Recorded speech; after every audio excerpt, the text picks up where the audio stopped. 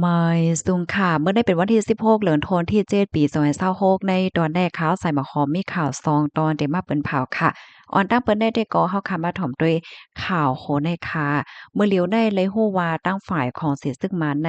มีลวงส่งเอ็นแห้งก้นหาปากก่อค่ะกว่าเคลียร์กว่าจัดการเปิ้นตีที่อันราชยาเขาได้มาลงตื้นโครงการป้ายมักมีนั่นว่าไหนค่ะ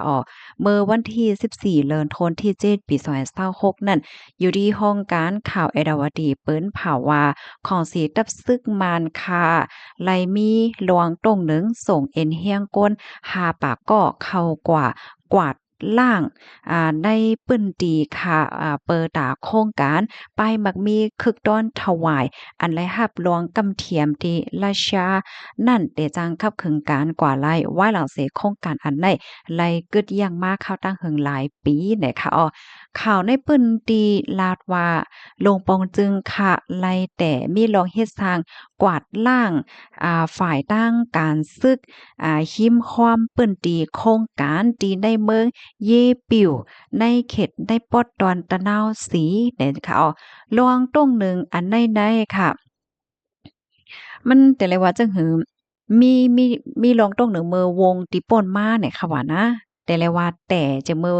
วงติป่นมานั้นเหย้าเฮ็ดจังได๋เอาปะยอก็มงนากว่าตีเปิ้นตีป้ายมักมีคึกตอนถวายเอ็นเฮียงก้นหาปากปลายเนี่ยค่ะนะเขาในก็ไล่แผ่กันเป็น2จุ้มเหี่ยวก็ลัดผ่านกว่าในหมู่ในวานอะไรเปิ้นตีในเมืองเยปิ่วและเมืองกันเป้าเนี่ยค่ะเพราะเขาออกเสียงเปิงในข้าวอันอื่นค่ะเนาะ ลองตรงหนึ่งในโปรแกรมได้ก่อเป็นมาไหว้หลังเสเกียมผู้ปองการศึกสูงสุดไล่ออกข้าวตั้งแอวเย็มสู่ใจก้นในนาหอต่อเฮิรนก้นซึกในตะปังเศร้าติมาริดแลจุ่มสู่เมื่อวันที่22เดือนธันวาคมตีโป่นมาเนี่ยค่ะปยก็ลาดว่าโหลไล่กวาดล่าง8จุ่ม PDF นะคะจ้อมอันอยู่ไว้หิมพร้อมเส้นตั้งหลงหมาย8เนาะอันก่ายจูวงกลางเมืองเยตั้งปอตอนเหนือกว่าต่อปอถึงเมืองก่อก่อตายก่อซ่องก่อสองเนาะก่อสอง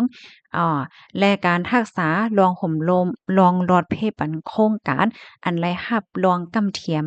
ปันเฮียงตีราชาเนี่ยค่ะ ข่าวในปื้นเดลาเทียงว่าจุ้มสารคาดคะเนาะเขาก็ตึกมีหลวงเงื่องต่างปันของสีซึกมานเขาย้อนก็เพราะว่ามีหลวงเทียมเอ็นแห้งซึกเข้ามาในปื้นตีในตั้งนำตั้งหลายค่ะปยก็ก้นวานปยก็เอาก้นวานในค่ะนะเฮ็ดเป็นโฮบค่ำตายตางแต่เลยว่าจังเหือเฮ็ดเป็นโฮเฮปันตอนตาเขาจังไหนค่ะก้นวานในปื้นตีพ่องยามมาเหลียวในแต่ก็ไหลหับพรตุ้มยวนเตว่าวายเหย้าเฮ็ดจังไหนอยู่ที่สื่อข่าวจะวายวอชค่ะเนาะสื่อข่าวในปื้นตีก็ลาดว่าก้นวานก้นเมืองหมังเจอเนี่ยถูกญาติเต็กให้ค่ายออกในปื้นตีหมู่วานเจ็ดตีในเมืองเยปิ่วย้อนก็เพราะว่าของสิซึ่งมันเขาที่อันมาอยู่ในหมู่วานเจ้านั้นนั่นน่ะค่ะเขาเนี่ยก็ไล่โจรเอาโคขวางว่า เผาเฮิรนแย่ก้นวานปะยอก็ยอบก้นวานเอาก้นวานเฮ็ดเป็นโฮเฮ็ดจั่งใดค่ะลาดว่าเจ้าเขานั้นยอบเอาก้นวานที่เป็นโพจ่ายปะยอก็ได้ให้ก้นวานในต่อส่งปันเขาจั่งใดค่ะต่อส่งว่าซังว่าเฮ็ดจั่งใดค่ะยอก็ให้เจออันมีก้าก็ให้เอาก้าในต่างเจอเขาต่อส่งก็กว่ามาๆว่าซังว่าเจ้าไหนแลใจให้ก้นวานในเฮ็ดเป็นโฮปันเขาก้นวานในก็ฮัดปอกเฮิรนค่ะแหน่ ก้นวานก้อนหนึ่งค่ะเนาะเขาก็ลั่นในสื่อข่าวในปื้นที่เขาหนังในเนี่ยค่ะโครงการป้ายมักมีคึกต้อนถวายในอยู่ดีหิมฝั่งปังหลายอันดามันก่อตั้งขึ้นดังเป็นตั้งการเมื่อปีพุทธศักราช2551เนี่ยมีเป้าหมายติเตเปลี่ยนปื้นตี1ปาก96ตารางกิโลเมตรในเมืองเยปิ่วในเป็นปื้นตีป้ายมักมีการค้าการขายที่ใหญ่ที่สุดในเอเชียเจ๋งจ้านวันออกในแผนการเก่านั่นแต่ก็เป็นการสร้างตาเฮอนำลึกโครงโครงการเล็ก โรงถองน้ำมันและโรงการปิโตรเคมีโฮมป้าถึงสิ้นตั้งลงคึกต้อนอันไก่จู้โครงการอันไหนและตั้งใจตอนกาญจนบุรีเมืองไทยเนี่ยจังหือก็ย่อคาโครงการอันใดได้ก็ล่มๆลุกๆมาหลายปอกหลายกำเหยี่ยวย้อนก็เพราะว่าเงินตื้นขาดเงินตื้นแลถูกหญ้าจุ้มอันเปิ้นสารคัดในปื้นตีเฮ็ดให้ถึงตีไรกึดยังกว่าข้าวตั้งหึงเป็นหลายปีค่ะก้อยกะว่าเผอว่าถึงมาพ่วงโคปี2025ในเตก็ตั้งฝ่ายลงปองจึงไหนก็ไล่ปอกมาเพิ่นขึ้นโครงการอันในเที่ยงเปิดตาหับลองลงตึนอันลงมาติราชาไหนค่ะ เพราะว่ามาด้วยรองจำจ่ายวงกลางราชาไหลทางเมืองคมต้มเนี่ยก็ติเลยว่าตื้อจำใจกันขึ้นมาติ๊กๆเนี่ยค่ะเนาะว่าได้เป็นระหว่างอันฝ่ายของสีซึ่งมันเขามีล้อซื้อเครื่องกองกลางหมากมือจึนยามก็แลสังระหว่างอันฝึกซึกฝึกซึกว่าย่อก็ระวังขัดใจกำเทียมปันแห้งร้องคมมือฝ่ายตั้งการป้ายมักมีว่าฝ่ายพ้องตางว่าสังว่าเจิ้นนายเฮ็ดไหนมือเลินโทนที่2ที่ปล้นมานั้นทั้ง2ฝ่ายเนี่ยก็เลยลงลายมือเอลอง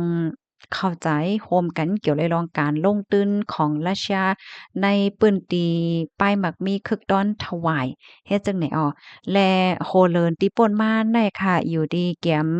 จอมจึงก็ใหม่ในก็เลยเอาดั้งจุ้มจื้อเสียก็กว่าที่ราชาค่ะก็เล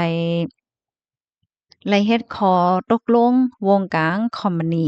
ที่ในเมืองโฮมตุมแลคอมมานีของหลวงปอจึงราชาตอนตากก่อสร้างโรงไฟฟ้าที่ถวายน่ะค่ะข้อมูลตอนในคาลิปีมาดีห้องการข่าวสำนักข่าวชายขอบดังไว้ค่ะพี่น้องเขาถ่อมข่าวโคเนี่ยหันถึงจึงหือพองค่ะ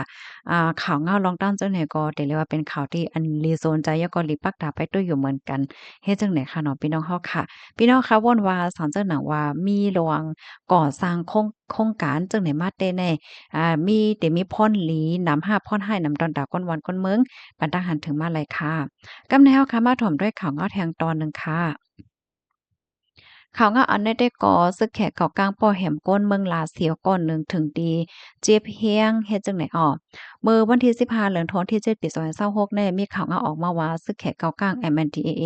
ห้องก้นเมืองในอีน่ายจะเว้งลาเสียวเมืองใต้ปอดของเฮ็ดปางกลมไหว้เสปางกลมยาวๆโพใจก้นปืนตีก่อนหนึ่งลูกตีปางกลมเสอ่างปอเฮิรนขึ้นเมื่อถึงตีเกียกหลานกดทัดตีหนึ่งไล่ถูกย่าก้นซึกเกากลางอันไปเกียกอยู่นั่น คมกันป่อเหียมในยาว